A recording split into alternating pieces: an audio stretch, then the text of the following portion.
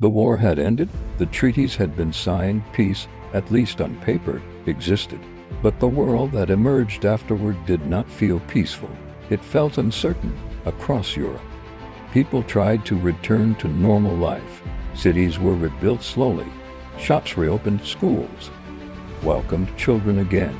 On the surface, things appeared to be improving, but beneath that surface, the ground was unstable. The war had consumed resources on a scale never seen before. Money had been spent faster than it could be replaced. Factories that once produced weapons now struggled to find purpose. Entire economies had been reshaped for war, and peace did not know what to do with them. Millions of soldiers returned home at once. They needed jobs. They needed housing. They needed help. But governments were unprepared. There were not enough opportunities, not enough support, not enough understanding. Veterans were praised for their sacrifice. But praise does not pay rent. It does not quiet nightmares. It does not heal wounds. Many veterans felt abandoned. They had survived the trenches, only to feel lost in peace. In some countries, governments tried to help. They offered benefits. They promised reform. But resources were limited, and patience was thinner than anyone expected. Inflation began to rise. Prices climbed faster than wages. Savings lost value. People who had planned carefully before the war found themselves struggling despite doing everything right. Trust began to erode, not all at once, but slowly. People asked quiet questions. Why is life harder now than during the war? Why does peace feel so fragile? Why do leaders sound unsure? In cities, unemployment grew. In rural areas, farms struggled. Trade routes had been disrupted. Markets were unstable. Nothing felt reliable. The war had taught people how quickly the world could collapse. That lesson stayed with them.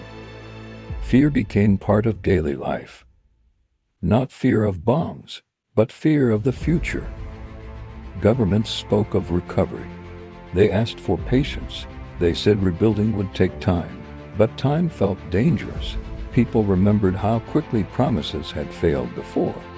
They remembered the confidence of leaders in 1914 and how wrong it had been. Democratic systems struggled under pressure. They debated solutions. They disagreed publicly. They moved slowly, but slow felt weak, and disagreement felt like failure. People wanted certainty. They wanted direction. They wanted to believe someone knew what they were doing. Across Europe, strikes and protests became more common. Workers demanded better wages. Citizens demanded stability. Veterans demanded recognition. Governments tried to balance competing needs. They wanted order, but they also wanted freedom. They wanted reform, without change that felt too risky. This balance was difficult, and mistakes were frequent. Every failure, no matter how small, reinforced the same feeling that the world was not under control. The peace had ended fighting, but it had not ended anxiety. Children grew up listening to stories of war. They watched adults struggle. They learned early that security could disappear overnight. An entire generation absorbed uncertainty as normal. The memory of the war was still close. Too close. It shaped decisions. It shaped fears. It shaped expectations. People did not want another war, but they also did not trust peace. This tension defined the post-war world, a desire for stability and a fear that stability was impossible. The recovery looked real from a distance, but up close, it was fragile. One economic shock, one political crisis, one wrong decision could bring everything down again. And slowly, people began to sense it, that the peace was not strong enough to protect them. This was the world after World War I. A world rebuilding without confidence. A world standing, but unsteady. This was the shaky recovery, and it would not hold forever. At first, Fear appeared quietly. It did not announce itself.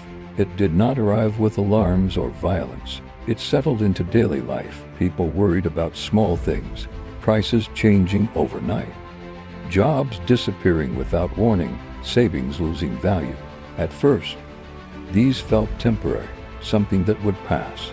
But fear has a way of lingering, and once it becomes familiar, it stops feeling temporary. In cities, uncertainty became routine.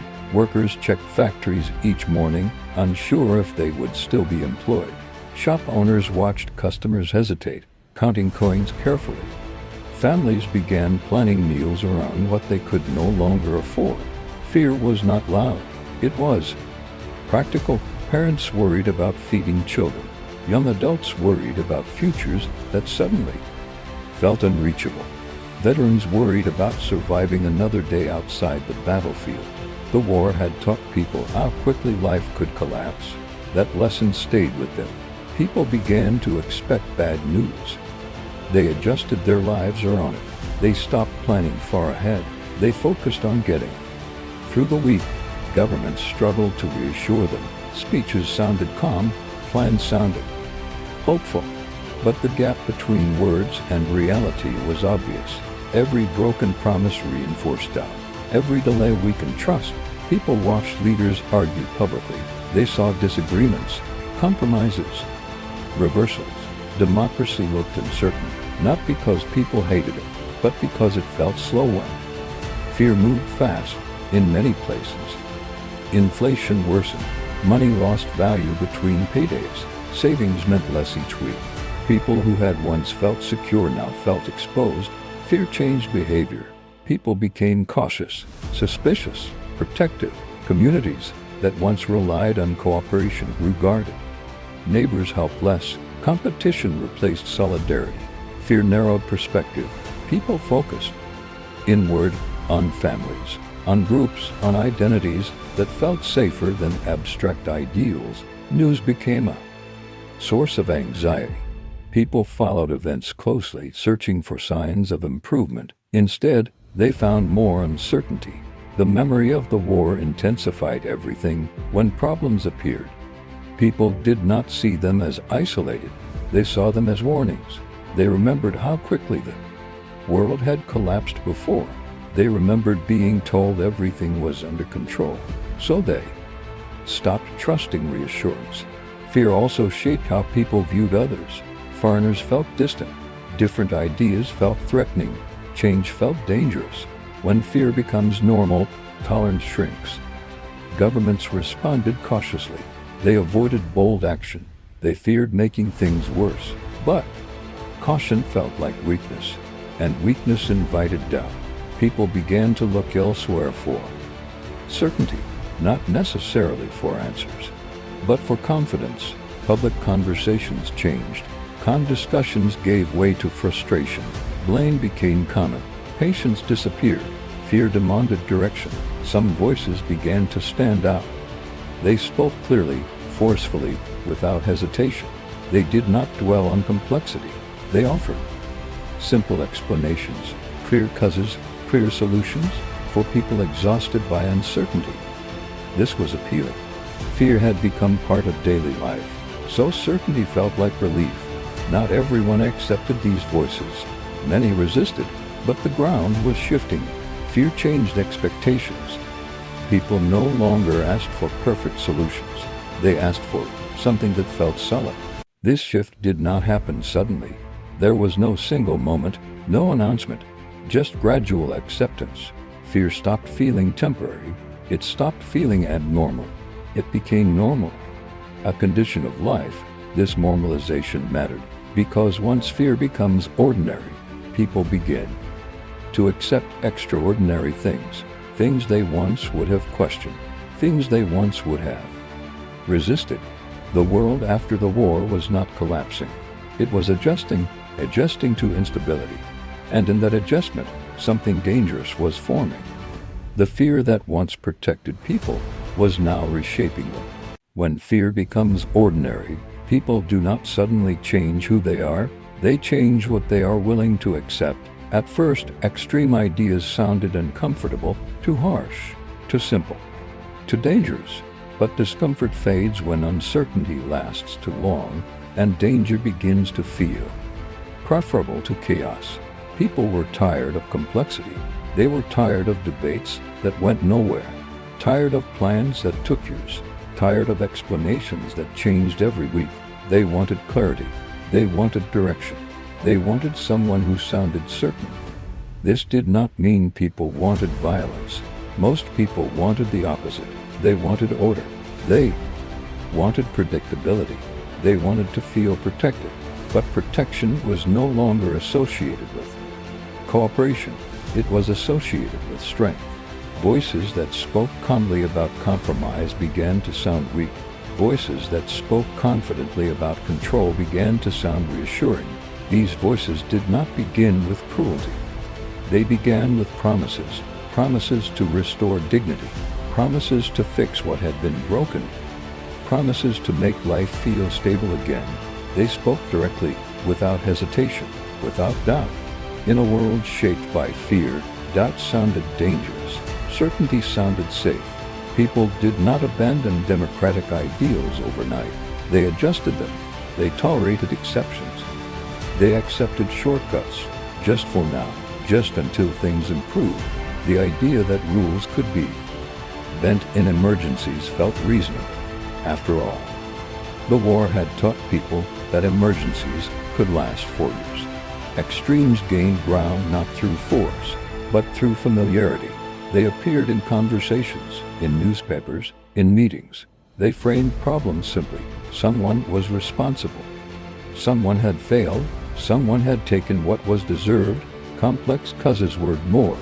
Complex solutions were dismissed. Simplicity felt honest. Fear narrowed attention. People focused on what affected them directly, what threatened their jobs, their families, their future. Those who offered simple explanations felt relatable. Those who spoke carefully felt distant. Over time, the idea of balance felt outdated. Compromise felt like surrender. People began to accept language they once would have questioned. They repeated phrases without examining them. They nodded along. This shift was quiet. It did not look like a revolution. It looked like agreement. Communities that once debated openly became divided. Not violently, but emotionally. Suspicion grew. Distrust deepened. Groups retreated into identities that felt safe, national, cultural, ideological. Anyone who challenged these identities felt threatening. Fear does not encourage empathy. It encourages protection. In this environment, strong boundaries felt comforting. Strong leaders felt necessary. People convinced themselves that extremes were temporary. Response to crisis, a phase? They believed things would return to normal later. But each compromise made the next one easier. Limits shifted. Expectations changed. What once felt unacceptable now felt practical. The war had taught people that survival sometimes required harsh choices. That lesson was being applied to peace. The idea that stability justified sacrifice became common. People told themselves, this is necessary. This is the price. This will protect us. And for a while, it felt true. Fear rewarded certainty. Certainty rewarded extremes. This did not happen everywhere at once, but it happened enough to matter. The world was not turning violent yet, but it was turning inward. Extremes did not announce themselves as dangers. They presented themselves as solutions, and in a fearful world, solutions are powerful. This was the moment when instability changed direction. It stopped being something people endured and became something they responded to. Fear no longer paralyzed. It guided, and what it guided people toward would soon reshape the world. By the time fear felt normal and extremes sounded reasonable, the world had already changed. Not suddenly, not violently, but quietly. People began to pull inward. Nations did the same.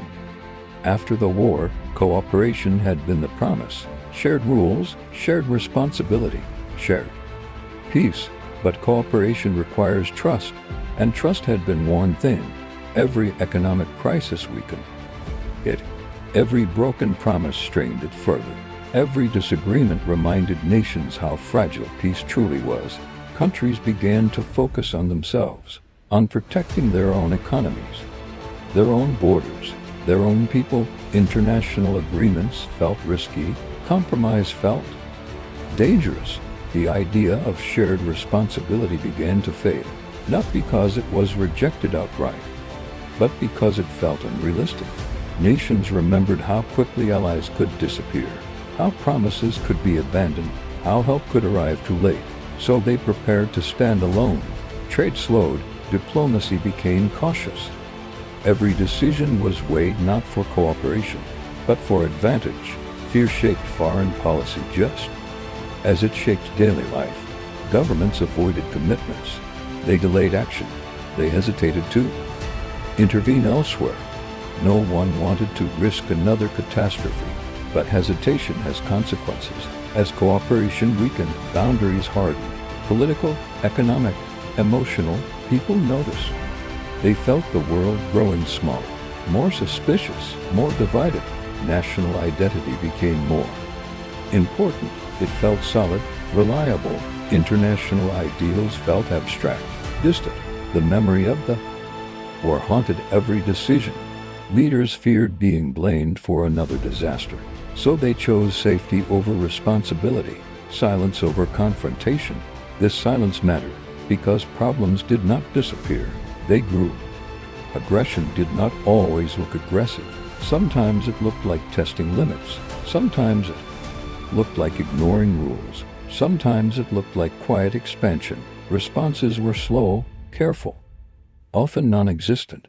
Each moment of inaction sent a message that boundaries were flexible, that consequences were uncertain. Fear did not stop aggression. It made people cautious about responding to it. The world was no longer united. It was cautious, fragmented. Watching, people told themselves this was temporary, that things would stabilize, that patience would prevent disaster. But patience without trust is fragile. As nations withdrew inward, misunderstandings grew. Suspicion replaced dialogue.